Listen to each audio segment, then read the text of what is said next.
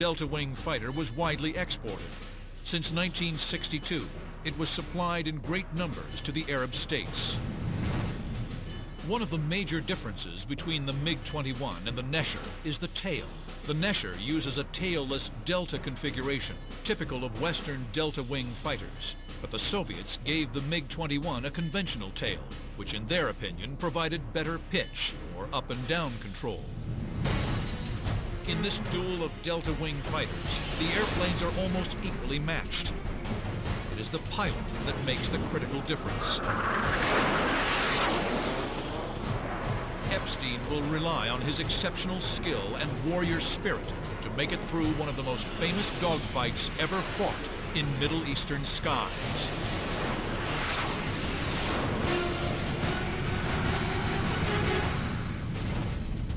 "20 MiG-21s have stayed under Israeli radar, using the first pair as bait to draw Giora Epstein's four-ship formation into an ambush. But they make one mistake. They start from too low and too slow, so when they came up to our level, they have no advantage because they are not fast enough. So immediately we start the dogfight against all of them. Epstein's killed one of the decoy pair and is locked on the tail of the leader.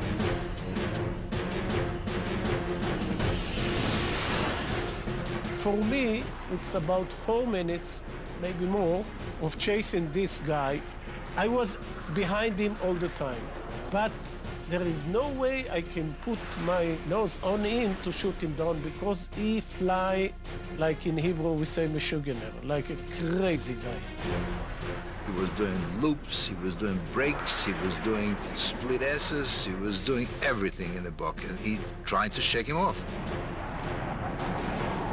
While Epstein pursues his own MiG, the remainder of his flight has dissolved into a fluid state of mutual awareness. Dogfighting within what Giora Epstein calls the bowl. During the dogfight, inside this bowl, there are incidentally meetings. Sometimes you are going after a MiG and you see one of your friends there and you see a MiG up there, so you told him, look left, up, he say okay, and he goes. Sometimes you see somebody that a MiG come after him and you told him to brake. Epstein glances away from the wildly jinking MiG and spots his number 2. Epstein is here. His wingman is here, chasing down another Egyptian. The wingman fires a missile. The MiG explodes. But the missile's exhaust plume is sucked into the Nesher's air intake, disrupting the airflow and causing the engine to cut out.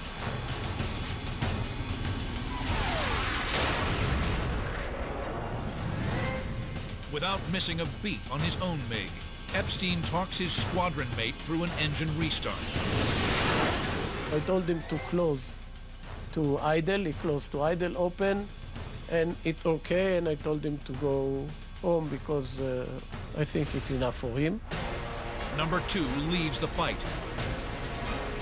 Almost immediately, the other 2 Israelis also depart. One runs out of fuel. The other has chased a MiG out of the bowl.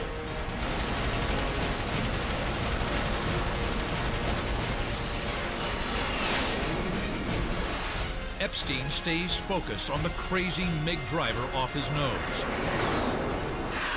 But now, he's alone in the bowl, with 11 MiG-21s out for blood.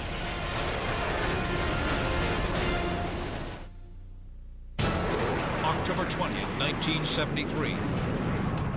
Giora Epstein is alone in the sky with 11 Egyptian MiG-21s.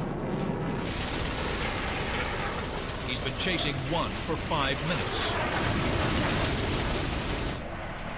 As the turning MiG bleeds off energy, the chase has been driven lower and lower.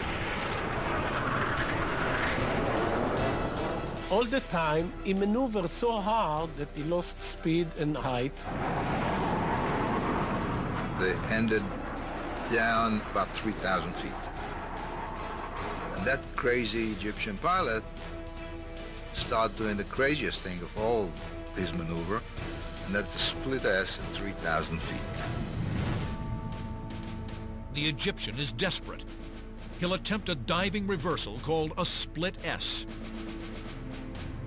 It's supposed to take 6,500 feet to do this maneuver in a MiG-21.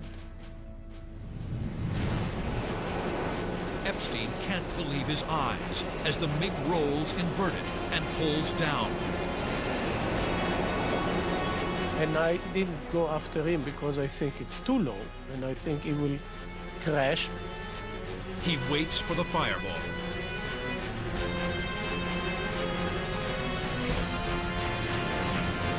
I don't know how, but he went out with clouds of dust. And he thought that's it, it crashed. Split seconds after that, he sees that MiG-21 raising up like a rocket. The Egyptian has pulled off an amazing aerobatic feat, subjecting both himself and his airplane to crushing acceleration forces.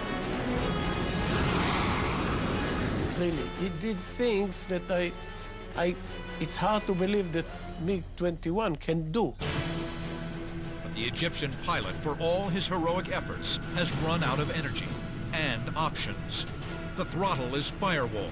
16,000 pounds of thrust shriek in angry protest against the heavy pull of the desert floor. Epstein is waiting. The MiG is dispatched with a short burst.